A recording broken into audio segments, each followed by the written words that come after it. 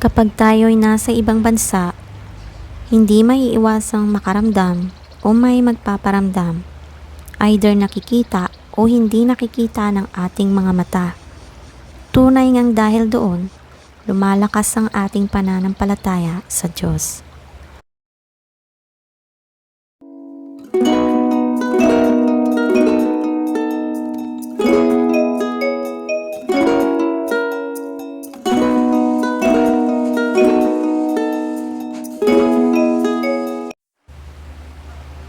Isa pala akong electronics factory worker noon sa Taipei, Taiwan.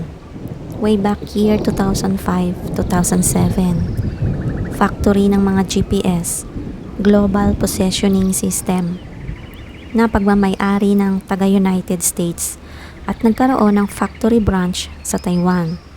Na-assign ako sa department ng packaging, minsan assembly, assemble ng iba't ibang unit, at sa pinaka-sensitive na pag-a-assemble ng mga LCD.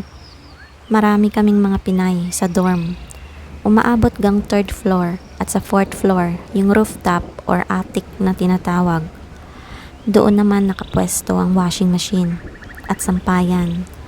Dahil sa dami naming umaabot ng 200 or 200 plus I think lahat. Ang pasok namin is 2-1-2-1. 2 days work and 1 day rest day. After 2 days work is rest day na agad. Continuous yon. At by group ang pumapasok at nagre-rest day. Nasa group B naman kami ng ibang kabatchmate ko. Lahat naman kaming mga Pinay sa production is panggabi lahat ang pasok. At sa pang-umaga naman, puro chekwa. Kaya pagdating ng rest day, kinabukasan na galing sa panggabing work, is nagagawa pa namin gumala sa araw at mag-swimming minsan. Naranasan kong 18 hours na gising dahil sa kagustuhang gumala. Wala kaming kapaguran noon dahil siguro nga mga bata pa kami at gustong mag-enjoy. Isang beses nasa rooftop kami ng isa kong kagroup at katabing bed ko lang din. Inaya akong tumambay sa rooftop sa kalagitnaan ng gabi. Wala kaming pasok noon at gabi na din kami nagising o madaling araw minsan para maligo, kumain at manood ng movie. Doon ko nalaman na merong third eye ang kasama ko. Day, lika na, doon na tayo manood sa rooftop para presko ang hangin doon.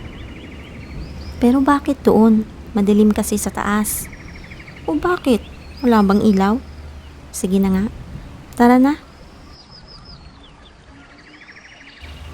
Habang kami umaakyat ng hagdan tungo sa rooftop, ay nagtatayuan ang aking mga balahibo sa katawan. Hindi dahil sa malamig na klima, kundi dahil sa may nararamdaman ako, nakakaiba. Parang may mga umaaligid sa paligid namin at hindi ako komportable. Yan, dito na tayo pumesto para malapit sa pintuan. Ano ba kasing trip natin na ito? Mga kasama natin nagkakagulo na dun sa computer room, ang iingay. Yun na nga ang dahilan kung ba't inaya kita rito sa taas eh. Hindi ko kasi maririnig ng maayos ang pinapanood pag maingay.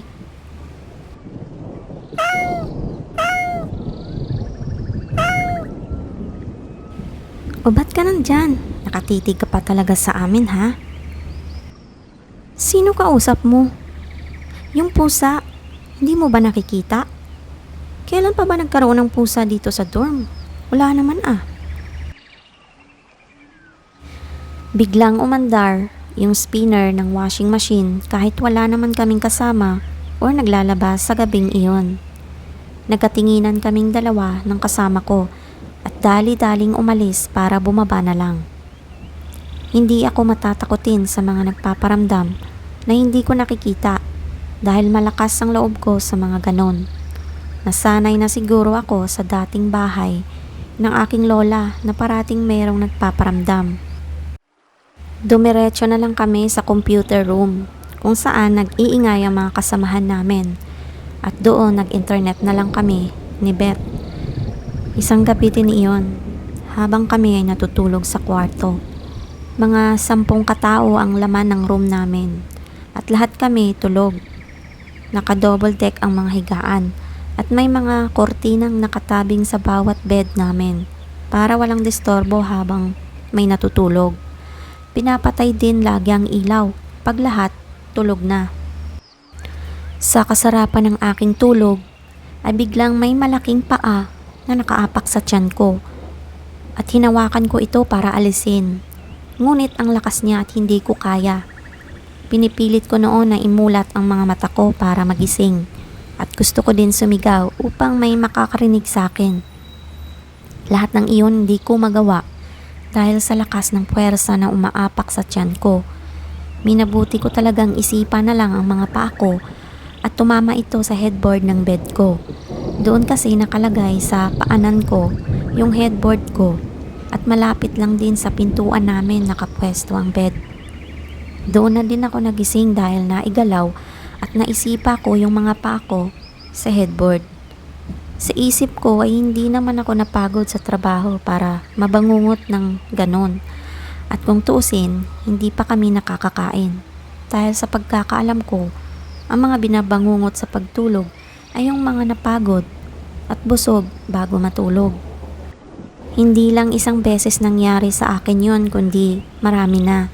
Sa Taiwan ko lang na-experience iyon tuwing natutulog ako. Simula noon, nagpatugtog ako ng mga Christian song bago matulog at todo dasal ang lola mo. Pumasok na din ako sa may youth ng Christian doon malapit lang sa dorm namin, yung simbahan. Kasama ko din yung mga kagroup ko at tuwing walang pasok, pagkagising sa gabi, nagkakaroon kami ng Bible study. Masasabi kong swerte talaga kami sa company namin na iyon dahil free na yung bahay at pati pagkain. Yung tipong pagkagising mo ay diretso ka na sa baba ng hapagkainan dahil andun na yung mga pagkain. Ang payat-payat ko nung dumating ako sa Taiwan at biglang tumaba na lang ako pagka-uwi ng Pinas. Day, bilisan mo at ikaw na lang ang inaantay sa baba. Kasi aalis na tayo at doon na sa malapit na park lang tayo mag-iinuman dahil bawal dito sa dorm. Kaso hindi ako nainom eh. Ano ba yan? Parang bata. Ano lang ba iniinom mo? Siguro gatas. Yun ba? Sure ulo ka? Sige, inom ako today para naman ma-experience ko ang pag-inom ng alak. Anong alak ba iyon? Halo-halo daw eh. Bora ba ang tawag doon? Andyan na pala kayo. Tara na at gumagabi na kaya.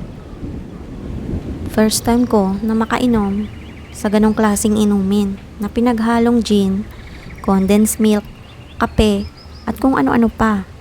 Hindi ko na maalala. 10 lang naman kaming nagiinuman sa labas. Di kalayuan lang sa dormitory namin.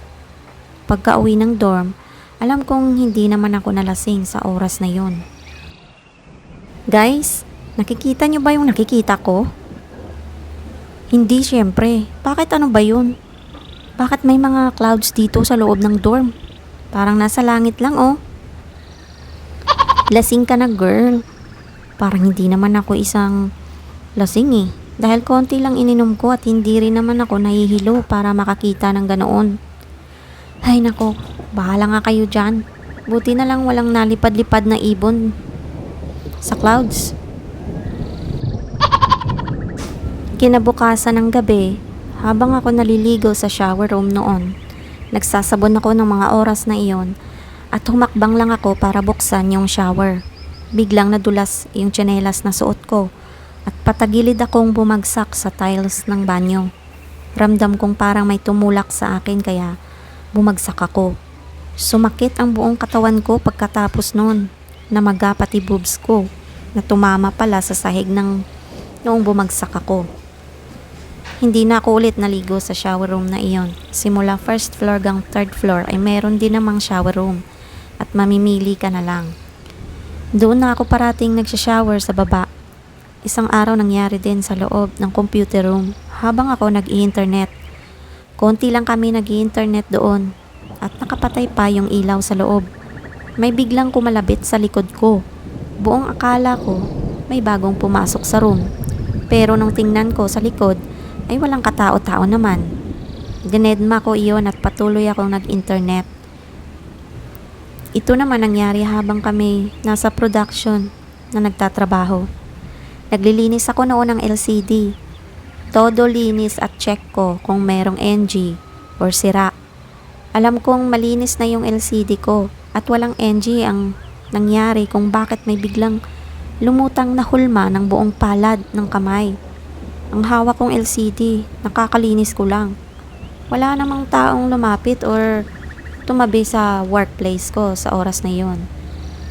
Sadyang meron lang talagang pagala-gala na hindi ko nakikita at parang pinaglalaroan ako. Natapos ang ganoong eksenang pagpaparamdam sa akin nung naging active ako sa Christian Church tuwing linggo. Palagi kaming nagsisimba at no regrets ang mga ginagawa kong pagsisimba dahil maraming wish akong natupad dahil doon.